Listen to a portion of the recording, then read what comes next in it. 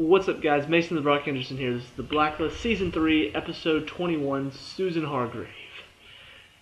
This was a better episode. I didn't mind having a bit of a reflection in the past two episodes.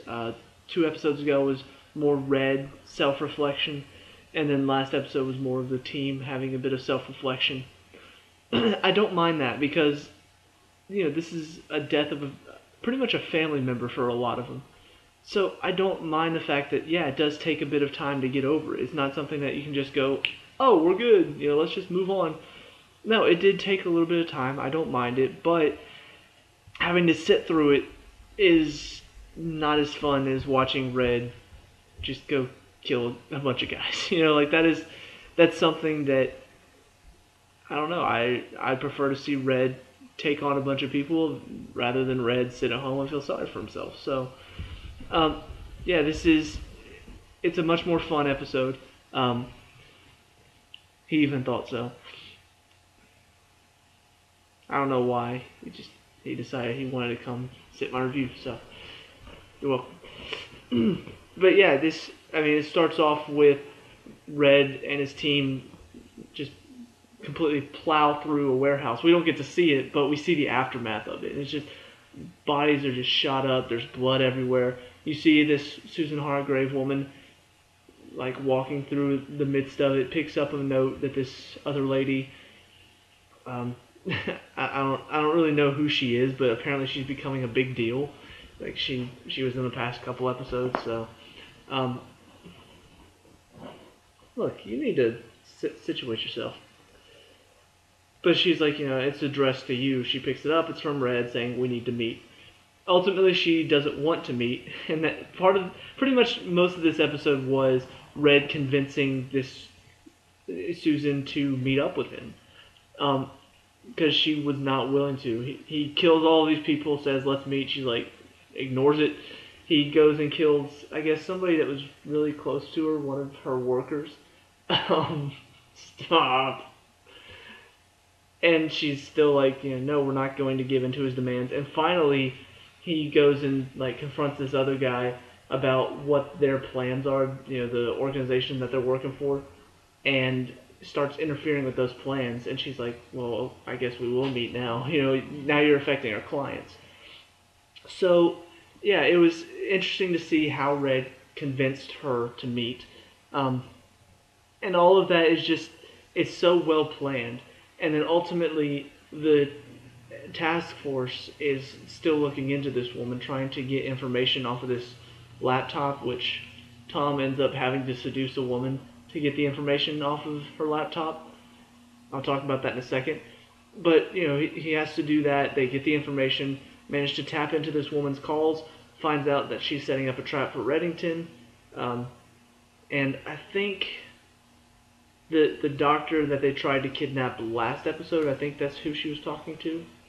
Maybe. I can't really remember what that guy looked like, but he said something along the lines of, I think he said you tried to kidnap me or something like that. But ultimately they find out that Susan Hargrave is going to try to kill Red, so she has a plan in place. Red finds out her plan after they tell him she has a plan to kill him. And the way he does it, just typical Red fashion, this guard is leading him away, and he starts just talking about how he's been to Bermuda before, and they don't have much there except for jet skis and checkers. I'm more of a chess man myself, but one of the things I learned in checkers is sacrifice one piece to lead to a more satisfying double jump, and then that's when Dembe comes around the corner. That is quiet. That is Red. That is who he is. That's his style. He talks his way through most situations. He just starts talking, buys time, and then ultimately hits them right at the moment with this zinger, this little one-liner that just ultimately tells, I've got you pinned. This is it. I've won. It's so much fun to watch. Ultimately, he ends up meeting with Susan Hargrave, talks to her about what was going on, finds out a name, which I will reveal Alexander Kirk. That is the name of the guy who hired her to kidnap Liz. Still don't know why, but ultimately it is, what is, the next two episodes are Alexander Kirk. So he looks like he's going to be the ultimate bad guy for this season finale. He's obviously got a lot of power underneath him, and it's setting up to be a pretty good finale. I'm excited to see what we're gonna do. We've got the task force teaming up with these, Susan Hargrave, the black lady with the curly hair, what was the other guy's name? Crap. I can't remember. There was one more on their team that they were talking to at one point. But they're teaming up with them now. And you could see, even in this episode, where wrestlers just like, are we sure we want to do this? And Harold Cooper's saying, you know what? I said I would do anything in my power to avenge Liz. And I meant it. The Senator Panabaker, she wouldn't tell him. She was lying to him about stuff. And he doesn't like it. He doesn't like the fact that their government is still, even though they've gotten rid of a big part of the cabal, there's still government people who are still corrupt. Not cabal corrupt, but still lying to them, still not telling them the whole truth.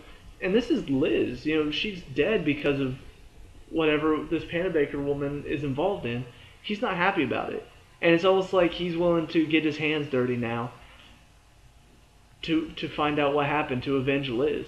That's an interesting turn to take, especially because it's Harold Cooper. He's kind of run a gauntlet of a lot of misery in his life, from finding out that he has a terminal disease, to kind of losing track of his wife, to finding out he doesn't have a terminal disease, to finding out that his wife cheated on him, to trying to work things out with his wife, and then on top of that, everything going on with the job. Yeah, you can kind of understand how Harold Cooper is maybe a bit upset. I love the fact that he's finally taking that step, not necessarily to become a bad guy, but he's willing to do whatever it takes. And you totally understand his motivation as well. So, very well done there. He's becoming a very good character and a fun character to watch. Also in this episode, like I said, Tom has to seduce this one woman to get information from her laptop. I don't know how I feel about it, because on the one hand, Tom's working with the team, that's fun to watch. But on the other hand, it's setting up for that awkward moment where, like, well, Liz just died, but she's dead now, you have to move on. I don't know if I want to watch Tom go through that. If it were anybody else, I could understand it. But because it's Tom, I don't want to see him deal with that stuff. I don't, even the single father stuff, I don't really want to see him dealing with that single father stuff. I want to see him be a badass. That's been my favorite part about Tom over the past couple seasons, was him being a badass. And you start throwing in stuff like this, where he's dealing with Liz's death, and he's having to work his charm on a woman to get into her house. Now all of a sudden he's having questions about his loyalty because Liz is dead and she just died. So should I not? I don't want to see him deal with that stuff. Like, that's not the stuff that Tom should be dealing with. So I don't know. Maybe it's just like a one-time thing. Maybe they won't really focus on it a whole lot. But I want to see Tom go back to being the Tom that was just this super badass secret agent. That was fun.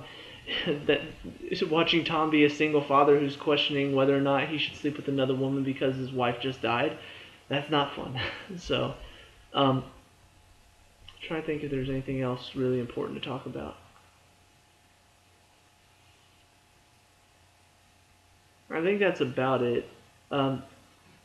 Overall, there are a lot of little mini plots, little subplots going on right now, setting up for our finale in a couple episodes. And I feel like next week maybe we'll build up. Like, there'll still be some action involved, but I feel like next week will be a build up to the ultimate finale, and going up against this Alexander Kirk and whatever he's got planned, finding out about his motivations, why he tried to have Liz kidnapped, all of that stuff. That's where I want to go from here. I don't want to. I don't want to sit and talk more. I don't want to sit and discuss feelings and emotions and, oh, Liz is dead. Well, okay, what do we do from here? And Tom, are you okay? And all this. We've talked about it. We've discussed emotions. Let's just move past it. Let's. Obviously, Liz is a big part of the show, so it's hard to just go, okay, let's move on. But I don't want to get bogged down in those emotions to the point where our main plot suddenly has to come to a standstill because, wait, we need to talk about Liz. But somebody's about to attack the U.S. But Liz just died. We still got terrorist plots going on. We still got people trying to kill other people. That should be getting a lot of focus, and not being interrupted and paused because, oh, Liz died. That I hope they don't go that route. So anyway, long story short, I did like this episode a lot better. Love seeing Red do what he does. It's just so much fun to watch. Kind of fun to see Tom be a part of the task force. Different interactions. You got Wrestler who doesn't like him. You've got a Rom who's intimidated by him. Cooper, kind of, he's trusting him now. So, that's interesting to see. But yeah, it's fun to watch. They've got a lot of stuff going forward that we can work with. So yeah, I enjoyed it. Let me know what you think down in the comments below. Leave a like and subscribe for more of the Blacklist, and I will see you at the next review.